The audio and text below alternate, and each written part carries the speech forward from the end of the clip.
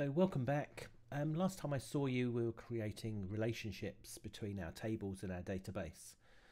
Today what we're going to be doing is creating forms, data input forms, so we can put the data into the table, new data, because so far all we've been working with is historic data.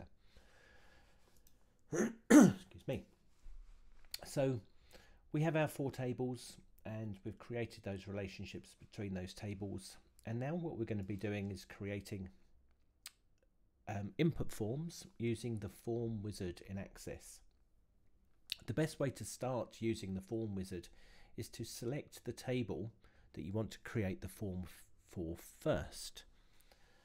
The best way to actually approach this is to consider which of the tables has the fewest foreign fields first. So if we were to look throughout our tables here, with our clients table has no foreign fields, it just has a primary key. Sales table, that has heaps and heaps of, well, actually has three foreign keys, so foreign fields, one for each of the other tables. So we're definitely not going to start with our sales table, but we could start with any of the other three. The one that I'm going to start with is my client table, so I'm just selecting it, I'm not opening it, so it's not a double click, it's a single click, and then I'm going to select the form wizard. What that does, it opens up all of the fields that are available in that table here without actually having to select anything from up the tables and queries combo box. So what we're going to need on our form is everything that's in here apart from the client ID. So what we can do is a shortcut, rather than clicking on everything, we can send everything over and then click on the client ID and send that back over to the available fields. So the reason we don't want the client ID field on the form is because this is an auto number field. So the client ID is going to be generated automatically as soon as we start putting a new client into the database. So we definitely don't need to see that on the form. So when we've selected the fields that we do want on our form, we can click next. We're going to go for a column, the word I can never say, columnar layout, and click next.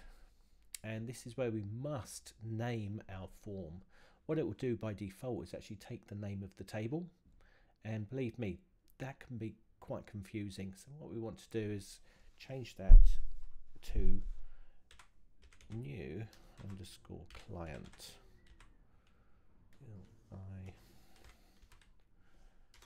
My mic's in the way, so I'm not actually being able to type with two hands. CLI client form. So using our same method of naming as before, got underscores instead of spaces, and I've really stated what this is. This is the new client form. Down here we're going to select modify the form's design. We're not going to just leave it as it is, so we need to modify, so I'm going to click modify the form's design and then finish. And what Access has done, it's created a nice text box for each of those fields that we pre-selected in the wizard. What we're going to need to do is do quite a bit of modification on this form. Starting up in the header, it's given the name of the form, but that's not user friendly, so we just rename that to new client. And for each of the fields, there are two boxes on the form. The first box on the left is the label that's going to be visible on the form, and the second box on the right is going to be the place where data is either typed in or selected from a combo box. So with regard to labels, I mean, these are just the same name as the field, so we're going to need to change these to user-friendly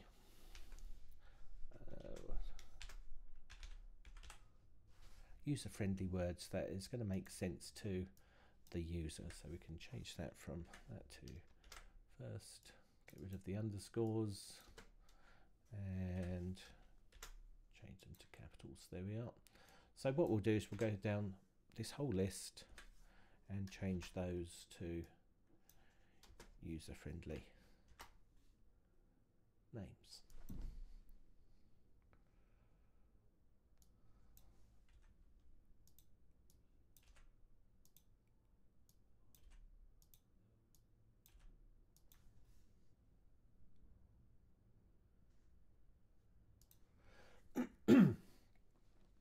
There we go. So now I've changed those to user-friendly names. Just have a quick look at to see how this is going to look on the form. We can just click the data sheet view and see that, yeah, that looks a whole lot better. Although there is a lot of space between the labels and the boxes, which I'll deal with just now. Sorry, go back to home and select design view. And in Access, it gives us quite a few tools to actually help with arranging things on forms and reports. And what I can do is I can draw around all of my labels at once and it will select them, and then I can actually reduce them all at the same time. What that's done is it's given quite a bit of a gap, so all I need to do is press the right hand arrow. Actually not the right hand arrow. If I move the right hand arrow on the keyboard, it actually moves everything around. What I can do is I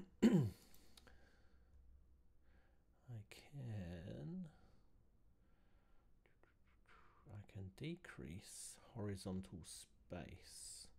So what I'll need to do is deselect, which is press up here, and then I can decrease the horizontal space somehow.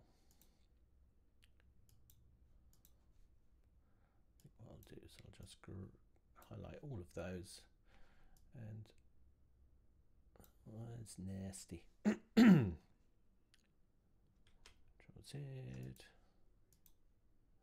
Actually, okay, shortcut. What I'm going to do is I'm going to actually just select just the client, and I'm going to place it where I want it to start. That's nicely lined up. If it's not lined up, I can select both of those and go to Align, and then Align Top. And do that. Align.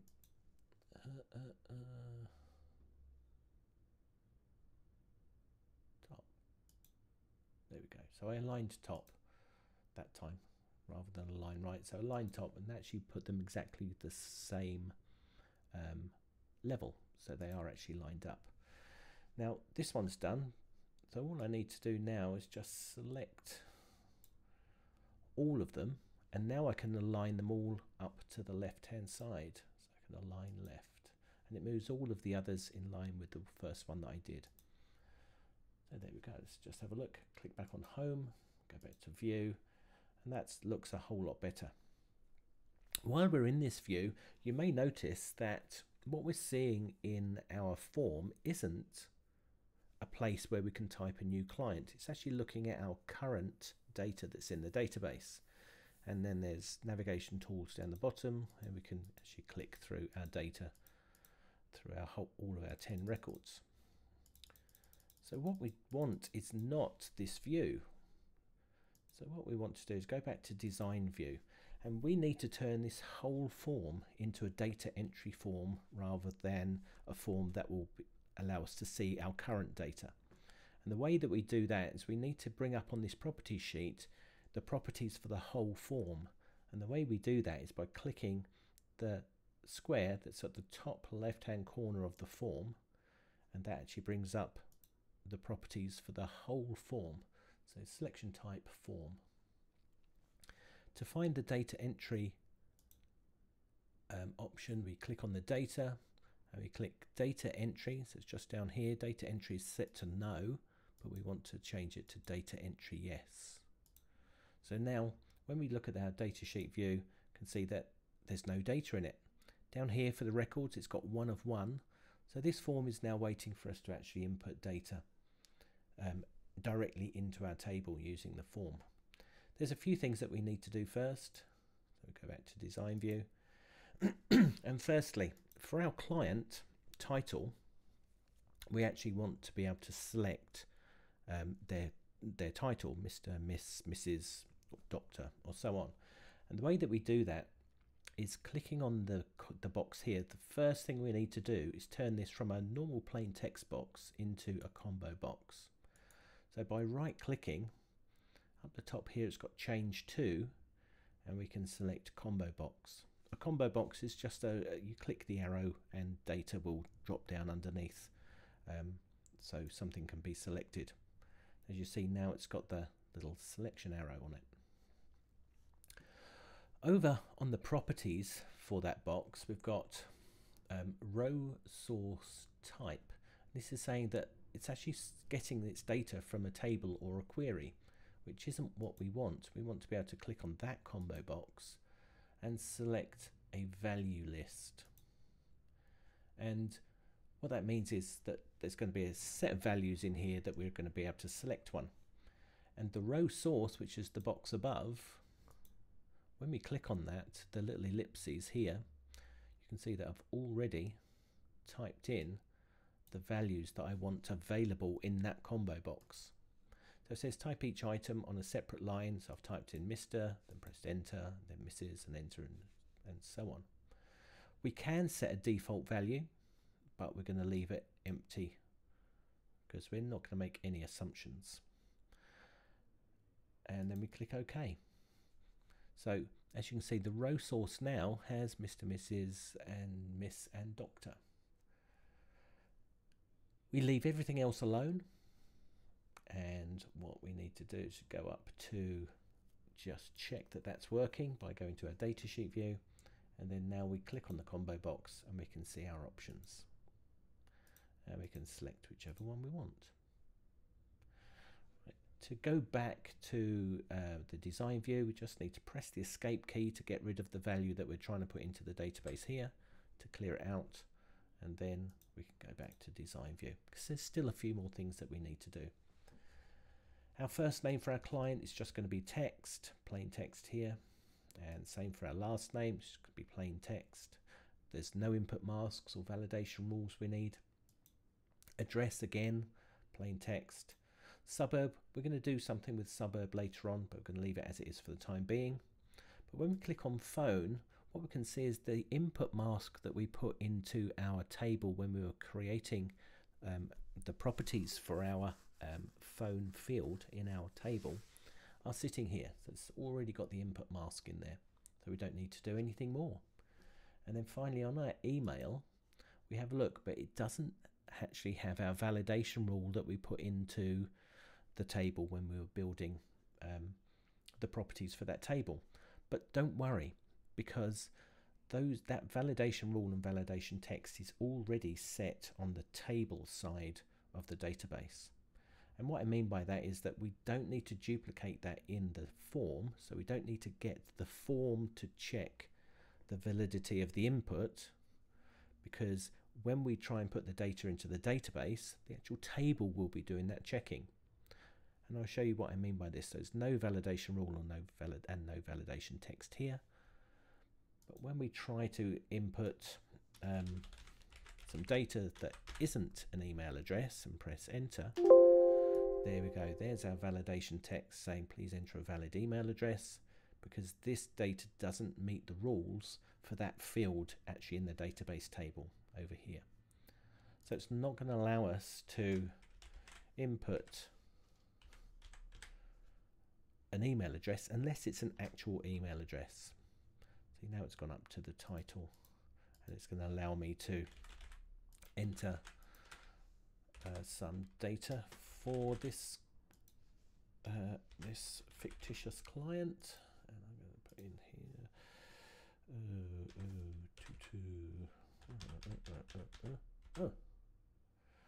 okay, so now that's hopefully that's a valid, it's meeting all of our criteria for our table. And if we click down here and go to the next record, then that data's disappeared. The place it's disappeared to is, there we are, that's our new record that we've just put in from our form with our valid email address and our phone number, fine, and that's everything that I just put in. The reason that it's gone from 10 to 15 is that I've played around with this table on 4 occasions before recording the video, and I've actually already deleted 4 rows of data which aren't real data, they were just practice data. So I'm going to delete this record now as well. Yes, I'm about to delete one record. Now the next new record that I put in will be record number 16, because being auto number, it's not going to regenerate the same number of something that's previously deleted, because that can cause problems of things matching up with IDs. But it doesn't matter. It doesn't matter what our client IDs are, because they're basically there just to allow the relationships to work between our 4 tables.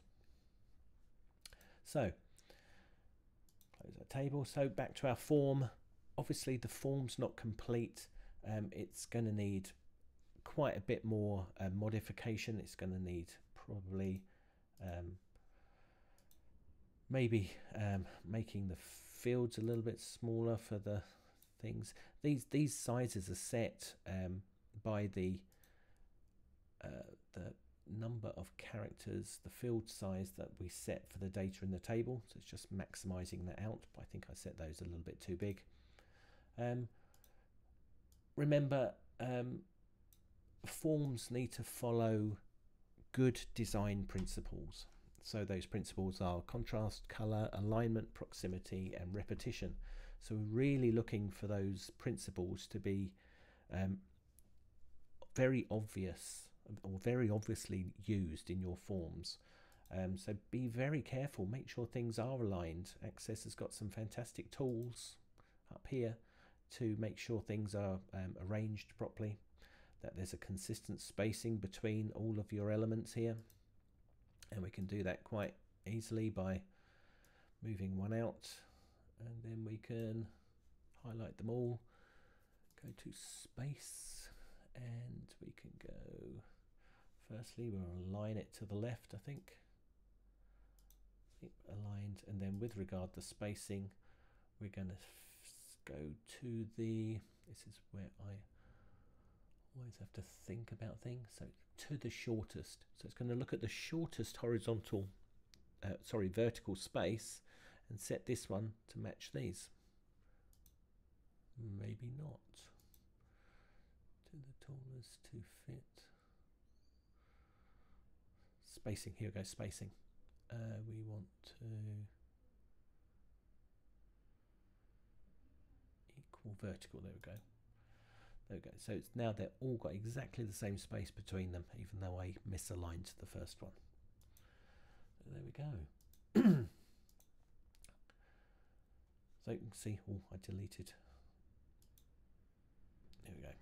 So as you can see, so we're going to need to consider color and the use of fonts and everything. This is why we spend a lot of time actually designing our input forms before we actually start doing anything in the database. We must know what we're going to be doing here, otherwise we're just making things up as we go, and that takes time. It's okay for your forms to not exactly match your designs, but there needs to be a reason for that. The thought goes in the design process, and the actual making the forms, it should be very quick based on what we've done previously. So hopefully that will make sense to you. What we've done is we've created a new client form using create and then the form wizard based on one of the tables. So you should be able to do that for the other 3 tables at least, and the sales table needs a little bit more thought about it because that's the table that's using foreign keys. So I'll do a whole video on that sales table on its own. Okay, hope things make sense. Take care. Bye bye.